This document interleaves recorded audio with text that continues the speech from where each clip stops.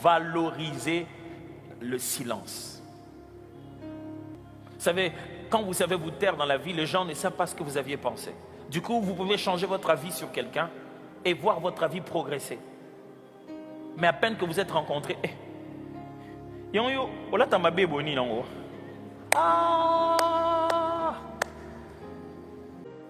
y a des gens qui sont comme ça et qui pensent qu'il peut dire tout ce qu'il veut. Pour corriger tout ça, il n'a qu'à demander pardon. Il y en a même qui sont passés à l'étape supérieure, l'étape qui est, même dans la Bible, je ne vois pas ça, c'est peut-être du côté de la table des matières, où il veut te dire un truc, il demande déjà pardon. Je ne connais pas cette théologie. Ça dit que tu te dis, Seigneur, je vais pécher, est-ce que tu peux déjà mettre le pardon, je vais en avoir besoin. Frère, vous êtes un bon chrétien avec votre bouche. C'est dans ce qu'il dit qu'on reconnaît un bon chrétien, un homme et une femme mature. Aujourd'hui, avec les réseaux sociaux, on n'a plus besoin de sa bouche, hein? On a juste besoin d'un texte. Et qu'est-ce que l'on ne voit pas? Tu regardes et dis, ça c'est un chrétien. Tes posts nous disent que tu n'es pas mature. Ce que tu te mets à dire à des inconnus sur Internet, ça montre que tu n'es pas mature. Il y a encore tout ça au nom de Jésus. Franchement. Deuxième domaine que vous devez maîtriser pour être mature, accepter dans votre vie, c'est l'humilité. La maturité passe essentiellement par l'humilité.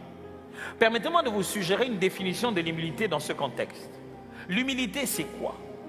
L'humilité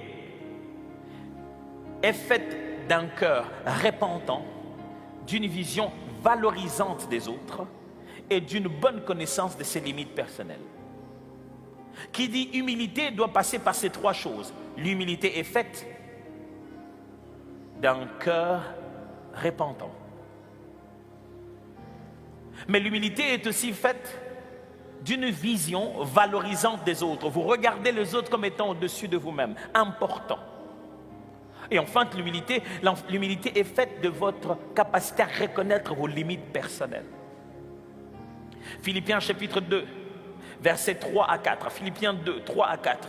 Ne faites rien par esprit de parti ou par vaine gloire, mais que l'humilité vous fasse regarder les autres comme étant au-dessus de vous-même.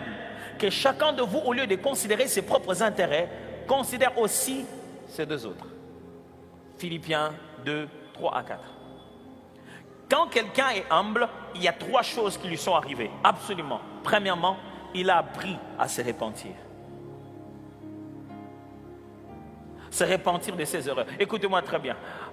L'immature n'appelle pas le chat par son nom.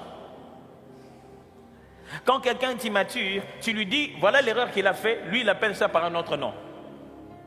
Toi tu lui dis, mais regarde, mais ce que tu as fait, ce n'est pas bien, c'est impoli. Il dit non, mais c'est pas impoli. Quand tu redresses les gens parce qu'ils ont commis une erreur, pourquoi tu appelles ça impoli? C'est parce que tu n'appelles jamais les chats par son nom que tu continueras encore à commettre les mêmes bêtises. J'aimerais dire ceci, celui qui ne regarde pas ses erreurs en face, les commettra encore. Je répète, celui qui ne regarde pas ses erreurs en face, les commettra encore. Pourquoi? Tu n'en connais pas le visage. Du coup, quand la même chose reprend, tu ne sais pas comment ça commence. Tu te retrouves seulement quand tu l'as commis. Pourquoi? Parce que tu n'appelles pas ça comme ça. Tu n'as pas la même vision de choses.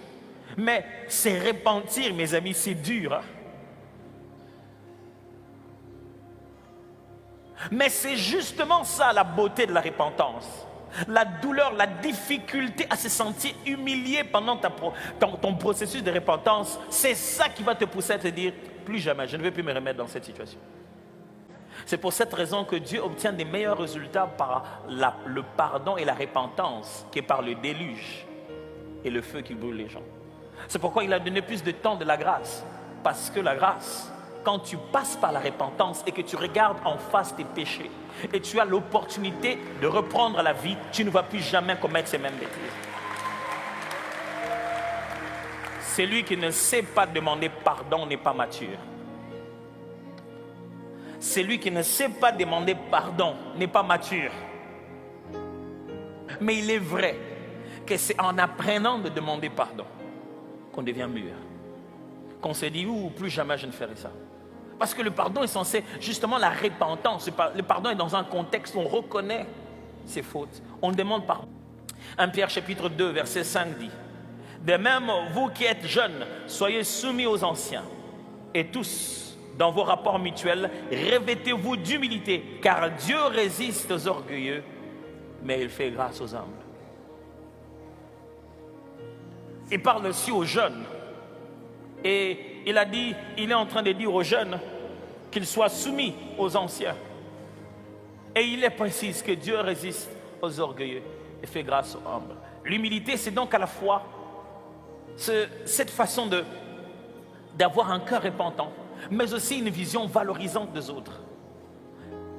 Un homme mature et humble, et l'humilité demande à ce que tu fasses des compliments à quelqu'un d'autre.